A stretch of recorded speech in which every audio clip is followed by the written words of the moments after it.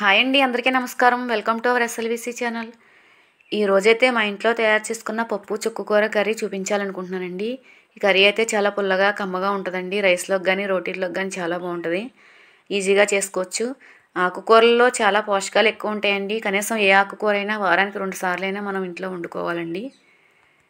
పిల్లలకేంటి పెద్దవాళ్ళకేంటి చాలా మంచిదండి.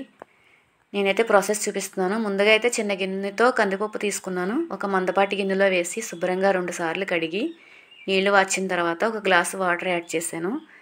2 అవర్స్ నానబెడితే చాలా బాగా ఉడుకుతుందండి. కాకపోతే ఈరోజు వీడియో తొందరగా చేసేస్తున్నాను కాబట్టి చూపిస్తున్నాను మీకు.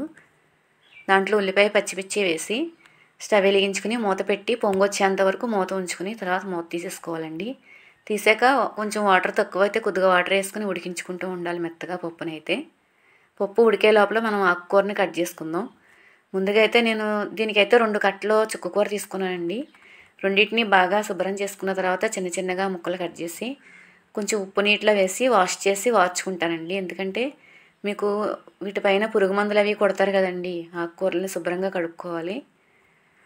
వాటిని తీసుకొచ్చి శుభ్రంగా కడిగిన చుక్కకూర తీసుకొచ్చి మనం ముందుగా ఉడికించి పెట్టుకున్న గిన్నెలో పప్పులో వేసేసుకోవాలి. వీటిని వాటర్ తక్కువగా ఉంటే కొంచెం వాటర్ యాడ్ చేసుకుని ఉడికించుకోవాలండి. ఆకుకూర కూడా ఉడకాలి కదా. దాంట్లో దానికి సరిపడగా కొంచెం కారం, ఉప్పు, కొంచెం పసుపు. చింతపండు అయితే అవసరం లేదండి, పుల్లగా ఉంటుంది.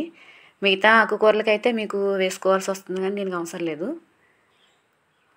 ఇలా ఉడికించుకున్న తర్వాత ఒక 15 నిమిషాల వరకు సిమ్లో పెట్టి కుక్ చేసుకోవాలండి. ఆకుకూర ఉడికేంత వరకు. బాగా ఉడికిన తర్వాత ఇలా పప్పు గుత్తితో ఒకసారి మెదుపుకోవాలండి. ఏమైనా కొంచెం పెద్దగా ఉన్న ఆకుకూరలు కూడా మెత్తగా అవుతాయి. దాంట్లో ఇది పక్కన పెట్టుకుని తాలింపు రెడీ చేసుకుందాం. జీలకర్ర, ఆవాలు, వెల్లుల్లిపాయలు, ఎండుమిర్చి, కరివేపాకండి దీంట్లో వేసింది నేనైతే. వీటిని చిన్న పాన్ పెట్టుకుని కొద్దిగా ఆయిల్ వేడి చేసుకొని దాంట్లో వేసి బాగా ఫ్రై చేసుకోవాలి. కొంచెం మంది నెయ్యి కూడా వేసుకుంటారండి, కొంతమంది ఇష్టం. నేనైతే నూనెతోనే వేయిస్తున్నానండి తాలింపులు. బాగా వేయించిన తర్వాత తీసుకొచ్చి దీంట్లో వేసుకోవాలండి ముందుగా ఉడికించి పెట్టుకున్న పప్పులో.